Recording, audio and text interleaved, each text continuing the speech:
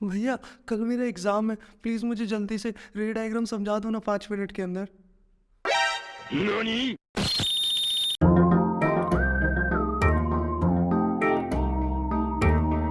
एक छोटी सी बात से शुरुआत करते हैं। हम जो इंसान है ना, वो हमेशा चाहते हैं कि जो लाइट है उसको हम एक स्ट्रेट लाइन में ही एक्सपीरियंस करें।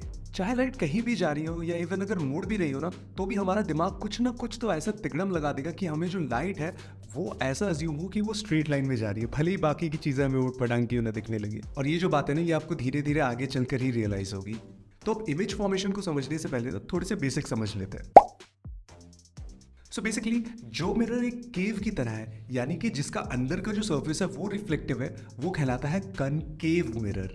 और जो मिरर छाती चौड़ी करके करना चाहता हूँ फ्लेक्स, उसे हम कहते हैं कॉन्वेक्स, यानी कि जो बाहर का सरफेस है वो रिफ्लेक्टिव है। अब जो मिरर का रिफ्लेक्टिंग सरफेस होता है ना, यानी कि जिस सतह से रिफ्लेक्ट होता है उसका जो भी सेंटर होगा उसे हम कहेंगे पोल। अब क्योंकि कॉन्केव और कॉन्वेक्स मिरर जो है वो एक बहुत बड़े इमेजिनरी स्फीयर का एक छोटा सा पार्ट है, तो ये जो इमेजिनरी स्फीयर है इसका जो सेंटर होगा इसे हम कहते हैं सेंटर ऑफ कर्वेचर।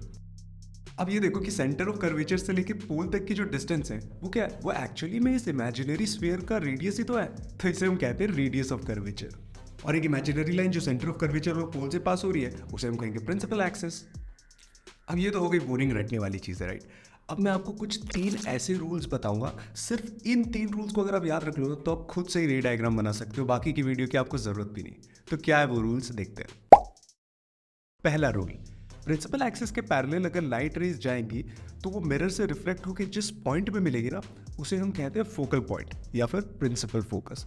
अब मोस्टली ये फोकल पॉइंट हमेशा रेडियस ऑफ कर्वेचर का आधा ही होता है।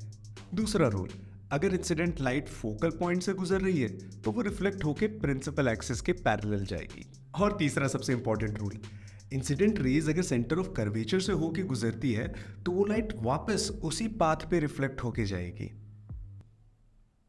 बस दैट्स इट। अब आपको बस एक कंपास और एक स्केल लेना है। कंपास से आप एक पर्टिकुलर रेडियस ऑफ कर्वेचर का मिरर बना दो, एंड देन स्केल से आप कहीं पर भी ऑब्जेक्ट रखो, एंड देन उससे इन 3 रूल्स को यूज़ करके आप उसकी बदौलत रे डायग्राम बनाओ और आपको इमेज मिल जाएगा। इमेज उसी के अकॉर्डिंग या तो आपको बड़ा मिल सकता है या तो छोटा मिल सकता है, आगे मिल सकता है, पीछे मिल सकता है, and so on and so fourth. ये तो आप खुद भी कर सकते हो। See that's how simple it is. आपको सिर्फ ये जो 3 रूल्स मैंने बताया, ये 3 रूल्स याद रखने, and you can derive it yourself. So save this video and share this with your friends because now you're a bit smarter than before.